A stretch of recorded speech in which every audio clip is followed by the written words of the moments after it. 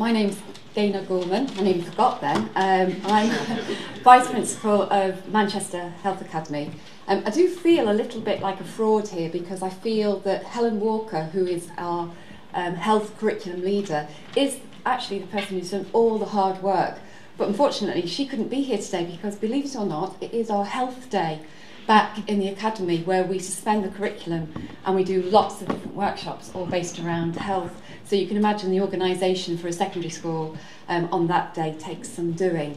So I'm standing here, but it really is Helen who should really be getting this award because she's put a lot of time and effort and dedication, and not just over the last 12 months for this particular aspect, but actually since we opened in 2009 as a health academy sponsored by CMFT.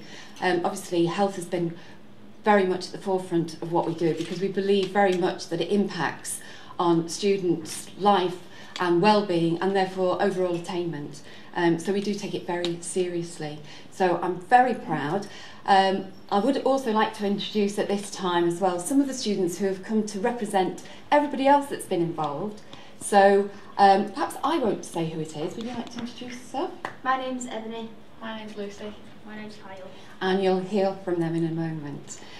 So we were asked really just to give you a brief overview, and I do promise it will be brief, of where we started and what it was that we actually did. So based on the planning, do and review, I hope you're impressed, Claire, with that.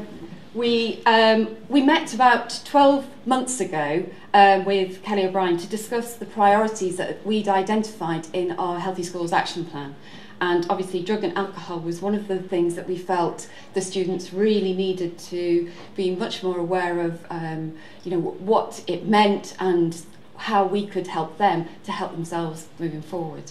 So it was very much linked to what had already been identified in our action plan. As part of that, we reviewed the policy because we needed to include an early intervention tool called SMAT. Quite an interesting name, don't you think? Which is what we did. We also talked about the possibility of participating in the Preventure pilot. As an academy and linked to health and it being our specialism, we are very proactive and really sort of put ourselves forward to make sure that we are involved in lots of different pilots schemes so that we can spread what is really good about some of the work around health. And we also discussed, the students and setting up a student focus group to actually look from their point of view what was actually needed around this area. So, as part of that planning, you can see the Wordle on the right-hand side there. They were just some of the things that came out from the students. But I'm going to ask Lucy and Ebony to talk a little bit more about that. During the student focus, groups of students were asked where they would get information about drugs and alcohol from. Answers ranged from school, family, the school nurse and the teachers. Students were also asked, do you think this school has clear rules about alcohol and smoking? 80% said yes, 20% said no. So you can see on there, the students were very much involved from the very start of it. So then on to the doing. So what did it look like? What did we do during the year? We have a dedicated health hour on the curriculum, and it's very much part of the curriculum that's taught across the school. So there was the health lessons, which then had a particular focus around the drugs education. The year leaders, our pastoral support for each year group, they were trained and helped with assistance from Kelly O'Brien to deliver this quite specific module, if you like, around drugs and alcohol. There was also a parent consultation related to this particular aspect, and we run coffee mornings for certain parents, and it was really so that we didn't have to have an additional parent consultation. We used what was already set up, and we used that parent group to have a discussion around what we were proposing. The student council was also very much involved, and there was a focus group set up in relation particularly to the policy that we were looking at.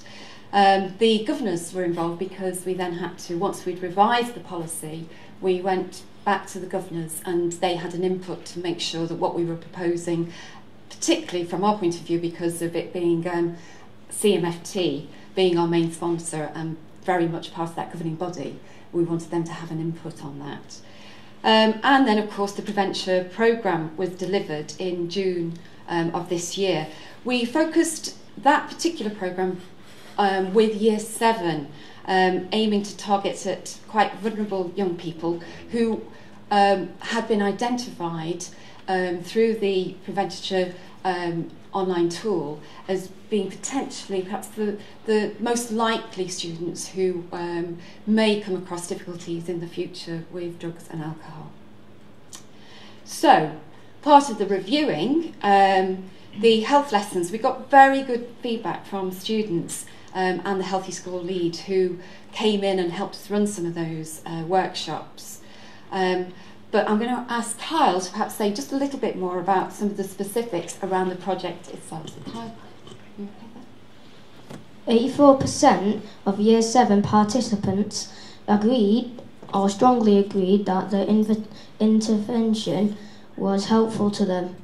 We asked pupils what was the most important part of intervention for them: to calm down when being impulsive, to understand situations, achieving my goals, to control your anger, that we are all brave and confident. Okay, so you can see from the very, very start, from the planning right through to the reviewing, the students have been directly involved, and we are really pleased with the impact that that's had. And I also know that the year leaders are particularly keen on SMAT, the online intervention tool as well. So it leaves nothing else to say except thank you very much for the award, and we're really pleased.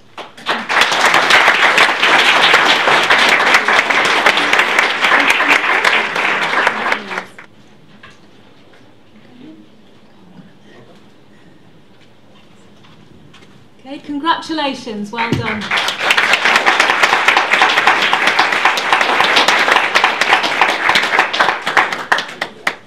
Thank you very much.